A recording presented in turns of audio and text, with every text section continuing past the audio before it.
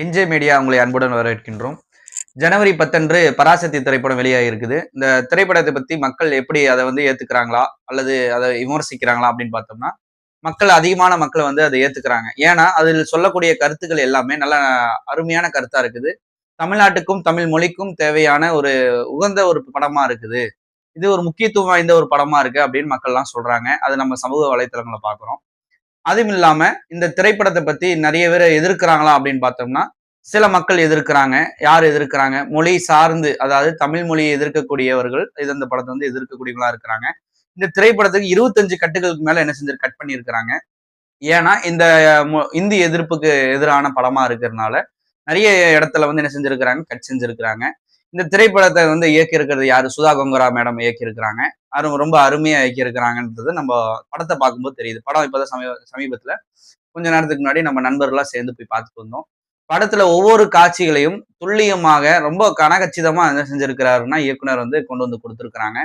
Producer என்ன செஞ்சிருக்கிறாருன்னா இந்த மாதிரி படங்களுக்கு முக்கியத்துவம் கொடுத்து பாஸ்கரன் என்ன செஞ்சிருக்கிறாரு, டவுன் பிக்சர்ஸ் சார்பாக, டான் பிக்சர்ஸ்ங்களா அவங்க சார்பாக இந்த படம் வந்து என்ன செஞ்சிருக்காங்க, ப்ரொடியூஸ் பண்ணியிருக்கிறாங்க.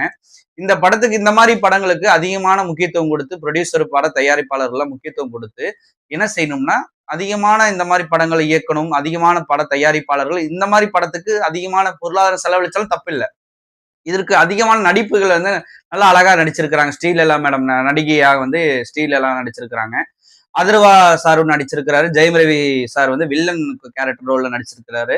ரொம்ப அவரும் அருமையா நடிச்சிருக்கிறாரு. முதல் படத்துல வில்லன் கேரக்டரா எடுத்திருக்கிறாரு. ஜெயம் ரவி சார் எடுத்திருக்கிறாரு.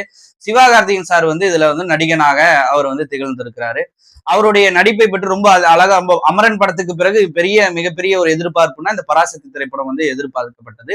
அந்த எதிர்பார்ப்பு மக்கள் மத்தியிலே பூர்த்தி செய்யப்பட்டதான் பார்த்தா பூர்த்தி செய்யப்பட்டிருக்குது. ஏன்னா அந்த அளவுக்கு அதிகமான கருத்துக்கள், அவருடைய யதார்த்தமான நடிப்புகள், அந்த வசனங்கள் எல்லாம் பாத்தீங்கன்னா முழுக்க முழுக்க தமிழ் மொழியை சார்ந்து தமிழ் மொழிக்காக எப்படி அரும்பாடுபட்டாங்க.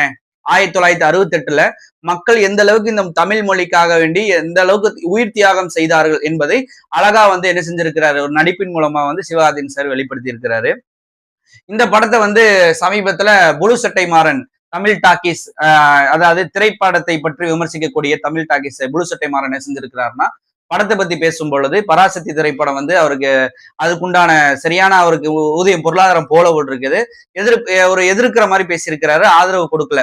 அவர் மோஸ்ட்லி எல்லா படங்களும் எடுத்து பார்த்தோம்னா, அவருடைய விமர்சனங்கள், அவருடைய ரிவ்யூஸ்லாம் எடுத்து பார்த்தோம்னா, அவருடைய படத்தை ரிவ்யூ பார்த்து தான் படத்தை பார்க்க போவோம். அந்த அடிப்படையில் நானும் என்ன செஞ்சேன், அவருடைய ரிவ்யூ பார்த்தோம். ரிவ்யூ பார்க்கும் பொழுது படத்தை